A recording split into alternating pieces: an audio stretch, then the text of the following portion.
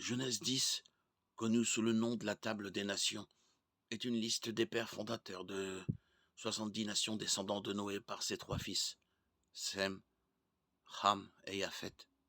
Elle contient 26 descendants de Sem, 30 descendants de Ham et 14 descendants de Japhet. Le verset 32 résume ce chapitre. Tels sont les clans des fils de Noé en fonction de leur lignée avec leurs nations. C'est d'eux que sont issues les nations qui se sont dispersées sur la terre après le déluge. Le chapitre 11 raconte l'épisode de la tour de Babel. Le texte ne dit pas clairement qu'il s'agit d'une liste exhaustive, mais elle le sous-entend. C'est en tout cas l'interprétation traditionnelle, bien qu'il s'agisse d'une spéculation. Toutes les généalogies bibliques sont abrégées, elles mentionnent les personnages les plus importants et en nomment d'autres, moins prestigieux. Il est possible que ce soit également le cas de la Table des Nations. Son auteur s'est peut-être concentré sur sa propre nation, dépend d'autres nations plus éloignées, voire longtemps oubliées.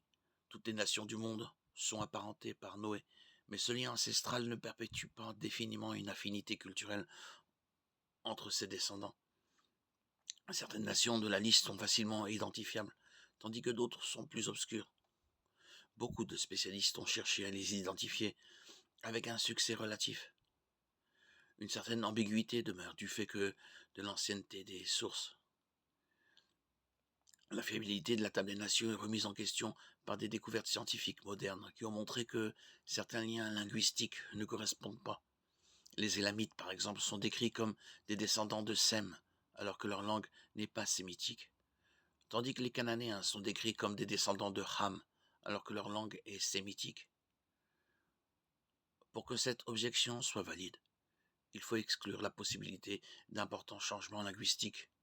Un pari risqué au vu de l'histoire mouvementée de cette région du monde, dont les cultures étaient sans cesse envahies par des puissances étrangères et des vagues migratoires, avec des empires qui imposaient souvent leur langue et leur culture aux peuples vaincus.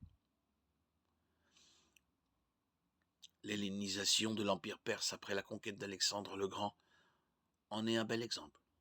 On peut aussi citer le cas des Israélites qui parlaient surtout hébreu jusqu'à la captivité babylonienne et à la conquête perse, puis ont adopté l'araméen, la langue officielle de l'Empire perse. Le Talmud juif a été écrit en araméen ainsi que des parties importantes des livres de Daniel et d'Esdras. Jésus parlait probablement araméen. Après les conquêtes d'Alexandre le Grand, les Juifs ont adopté le grec comme deuxième langue, si bien que le Nouveau Testament a été écrit en grec. Les langues de la région ne sont pas statiques.